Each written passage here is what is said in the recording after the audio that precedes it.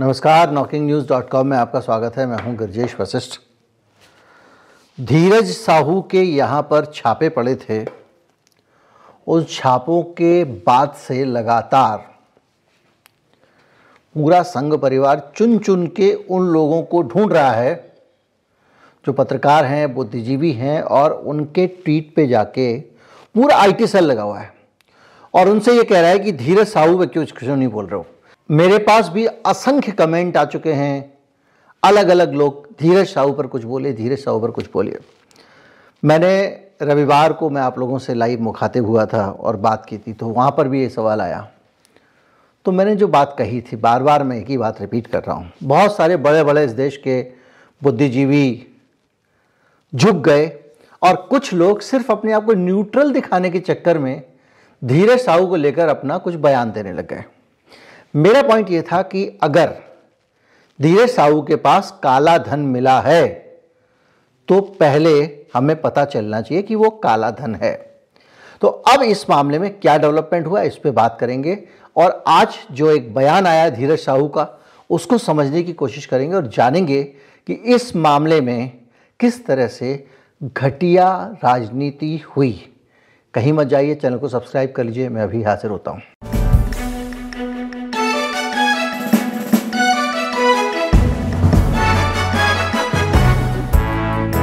धीरज Sahu Congress party के सांसद हैं, राज्यसभा सांसद हैं, झारखंड से आते हैं और उनके पास में 350 करोड़ रुपए, ऐसा मीडिया में रिपोर्ट किया गया। दैनिक भास्कर ने बड़ी बड़ी हेडलाइन लगाई। याद कीजिए, मैंने आपको एक प्रोग्राम में लगा के बताया था जिसमें यह कहा गया था कि दक्षिण भारत में बिहार और उत्तर प्रदेश के लोगों को पीटा जा रहा है और वहां से भगाया जा रहा है। दैनिक भास्कर ने इस खबर को जोर शोर से उठाया था, जो पूरी तरह से गलत साबित हुई थी, और उसके गलत साबित होने के बाद में इन्होंने इस खबर को यहाँ वहाँ से विड्रॉ किया। और उस मामले में बिहार का एक मनीष करके यूट्यूबर था, वो अभी तक जेल में। तो खबर जो है ना, उसको जब तक उसका सामाजिक प्रभाव ना पता हो, किसी भी खबर को ज़्यादा सेंसेशनलाइज नहीं करना चाहिए। आप किसी चीज़ खबर में मिर्च मसाला डाल देंगे, हाथों हाथ लोग उसको खरीद लेंगे, लेकिन हाजमा खराब हो जाएगा तब। तो ये धीरज साहू की खबर के मामले में हुआ। पहले तो दैनिक भास्कर ने गलती की, अखबार में 200 करोड़ रुपए बरामद हो गए, गिनती जारी, मशीनें खराब हो गई, ये हो गया वो हो गया, और धीरज साहू के पास से बरामद ये लिखा। प्रधानमंत्री मोदी को लगा कि सब छोड़ो, पॉलिटिक्स करो। उन्होंने उस अखबार की कटिंग को लगा के लिखा कि जो कांग्रेस पार्टी बड़ी वाली बातें करती है, इनके नेताओं को ये खबर दिखाओ जो कहते हैं कि हम जो है ईमानदारी की बातें करते हैं। और साथ में उन्होंने ये भी कह दिया कि मैं जो है वो किसी को छोड़ूंगा नहीं और जनता का पैसा सबको वापस दिलाऊंगा, और वो बाद में मोदी की गारंटी है वाला भी लिख दिया उन्होंने। मोदी खुद ही कहते हैं मोदी की गारंटी है। ये कोई और कहे समझ में आता, प्रधानमंत्री कहे अपना नाम लेकर, वो अपने आप में एक अलग ही टाइप की भाषा है, वो अलग चीज़ है। खैर, उस पर किसी ने बात भी नहीं की है। अब धीरज साहू को लेकर मेरा जो स्टैंड था वो मैंने आपको साफ साफ बताया था कि भैया धीरज साहू के यहाँ पे जो धन मिला है वो काला धन है, सफ़ेद धन है, पीला धन है, लाल धन है। इसके बारे में ना तो मीडिया कुछ तय कर सकता है, ना प्रधानमंत्री तय कर सकते हैं। मैंने ये भी बताया था कि उनका कारोबार जो है वो शराब का कारोबार है और उस कारोबार में नकदी पैसे का बहुत लेन देन होता है। क्या पता कारोबार का पैसा हो, और क्या पता वो सारा का सारा काला धन हो। तो हम इस बारे में कोई टिप्पणी, मैंने ये भी अनुमान लगाया था हो सकता है पार्टी का पैसा हो। तो जब तक जो विभाग वहां रेड कर रहा है, इनकम टैक्स डिपार्टमेंट, जब तक वो कुछ नहीं कहता, हम सब लोग कौन होते हैं निचोड़ निकालने वाले कि वो काला धन है, और उसके बाद में घूसा वूसा लाता वाता सब कर दिया शुरू। और इसके बाद में जो आईटी सेल है उसने एक काम संभाल लिया, मुझे पकड़, आपको पकड़, इसको पकड़, जितने भी लोग हैं उनको पकड़ और उनसे बोल कि धीरज साहू पे कुछ नहीं बोल रहे हो, धीरज साहू पे कुछ नहीं बोल रहे हो। यानी वो जानते हैं कि आप बोले ना बोले, लेकिन वो इस बहाने एक स्कोर कर रहे हैं कि देखा ये धीरज साहू को बचा रहे हैं और धीरज साहू एक बुरा आदमी है।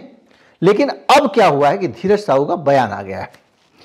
एएनआई को एक इंटरव्यू दिया है। एएनआई का इंटरव्यू हम इस्तेमाल नहीं कर सकते हैं क्योंकि कॉपीराइट का मामला है, लेकिन उस इंटरव्यू में धीरज साहू ने जो कहा है वो बता सकते हैं।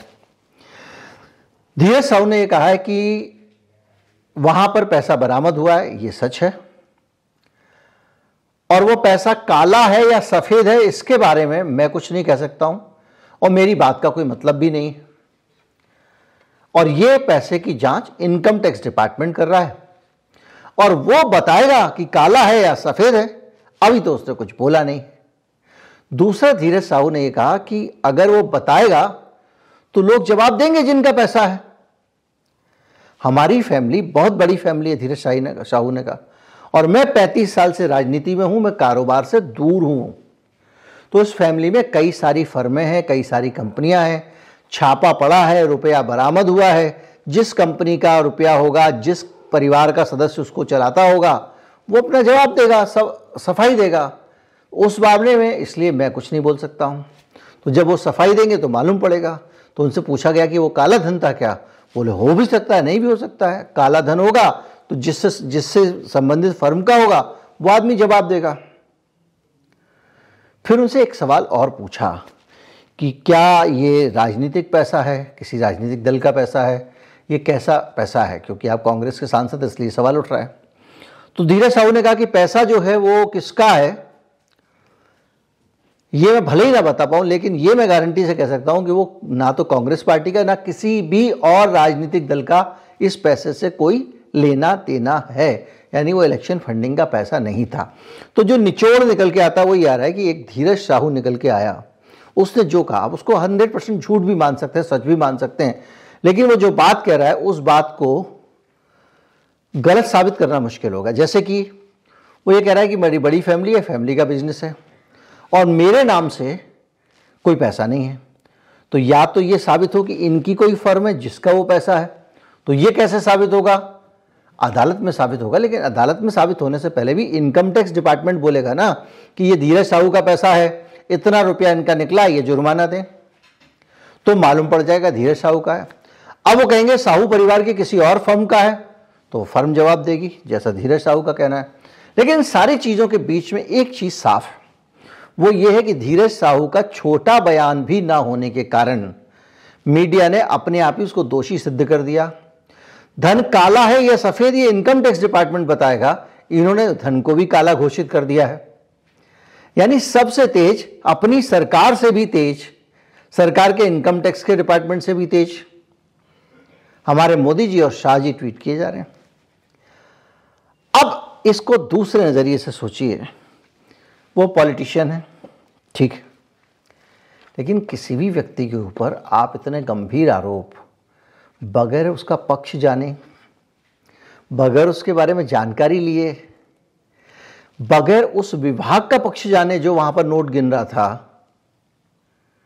आपने पूरी तस्वीर और कहानी बना दी। किस आधार पर बनाई? देखिए, जब भी आप खबर लिखते हैं, हम सदियों से आप पढ़ते आ रहे हैं, फला फला ने कहा या फला फला ने बताया, या सूत्रों के मुताबिक, या सूत्रों ने फला आदमी के हवाले से कहा, या फला आदमी ने उस खबर को कोट किया, या इस अखबार के मुताबिक, इस चैनल के मुताबिक। खबर से पहले ये बताना पड़ता है ना, इस खबर का स्रोत कहां है, ये तुम बता रहे हो, ये कहां से लाए हो? तो आज क्या वो अखबार बता सकता है कि ये पैसा काला धन है? ये किसने बताया उसको? सेम सवाल मैंने वो दक्षिण भारत से जो मजदूरों को भगाया जा रहा है, बिहारी मजदूरों को पीट पीट के, और पलायन हो रहा है, और ये अफवाह फैला के पूरे दक्षिण भारत से मजदूरों का पलायन शुरू करा दिया बिहार के, उस खबर में भी मैंने उठाया था कि इसमें कहीं पर भी कोई स्रोत नहीं है, कोई खबर का पता ही नहीं है कि खबर तुमको किसने बताई है। फोन पे कुछ मजदूरों ने बताई है और वो मजदूर खुद ही उन अफवाहों का शिकार हैं जिन्होंने बताई, और वो मजदूर बिहार में बैठे हुए हैं। तो जब तक खबर ओरिजिनल सोर्स जहां घटना घट रही है भैया, उस जगह के से अगर खबर ना आए, वहां का कोई आदमी ना बताए, वहां रहने वाला कोई मजदूर ही बता देता कि हाँ भाई हमारे साथ हुआ, तो आप खबर को वजन मान लो। आपने उस पूरा का पूरा एक माहौल खड़ा कर दिया जबरदस्त, और बाद में क्या हुआ? वहां की इंडस्ट्री ठप हो गई, वहां पे मजदूर भागने लग गए, तो काम धंधे ठप हो गए, और सब मजदूरों को लग रहा था बगल वाले मजदूर पिट रहे हैं, बगल वाले मोहल्ले में पिट रहे हैं, हमारा भी नंबर आ जाएगा, और सब भाग गए। उसी तरह से इस मामले में अगर आपके पास में कोई पुख्ता सबूत नहीं है, आपके पास कोई स्रोत नहीं है, आपको इनकम टैक्स डिपार्टमेंट में नहीं बताया, आपको अगर मान लीजिए कि साहू के घर के किसी आदमी ने बता दिया होता, तब तो वो खबर सिर्फ आपको पता चला इनकम टैक्स वाले हैं, वहां नोटों की गिनती कर रहे हैं, इतना रुपया बरामद हो गया है, इसके बेसिस पे आपने काला धन घोषित कर दिया। अभी भी उसको काला या सफेद नहीं कहा जा सकता, अभी भी साहू के कुछ कहने से कुछ नहीं होता है। जब तक इनकम टैक्स डिपार्टमेंट ना बोले कि भैया इतना पैसा मिला, इस फर्म से मिला, इसमें फला फला फर्म में ये आदमी जो है ये पार्टनर था, तब तक ये बात कहना पाप है। लेकिन इसको इतना ढोल बजा बजा के कहा गया है कि हर जगह ये माथे पे चिपक गया है कि ये जो साहू जी हैं, राज्यसभा सदस्य कांग्रेस पार्टी के, 35 साल से ये राजनीति में हैं और इन्होंने ही सारा कालो कारोबार कर रखा था। 335 करोड़ रुपए। इसके साथ में एक खबर और छापी अखबारों ने कि उन्होंने अपने जो डिक्लेरेशन में केवल 38 करोड़ रुपए अपनी संपत्ति होना जताया था। तो आज साहू साहब का जो स्टेटमेंट आया उसके हिसाब से तो 38 करोड़ की संपत्ति होने वाली बात भी जस्टिफाई होती है।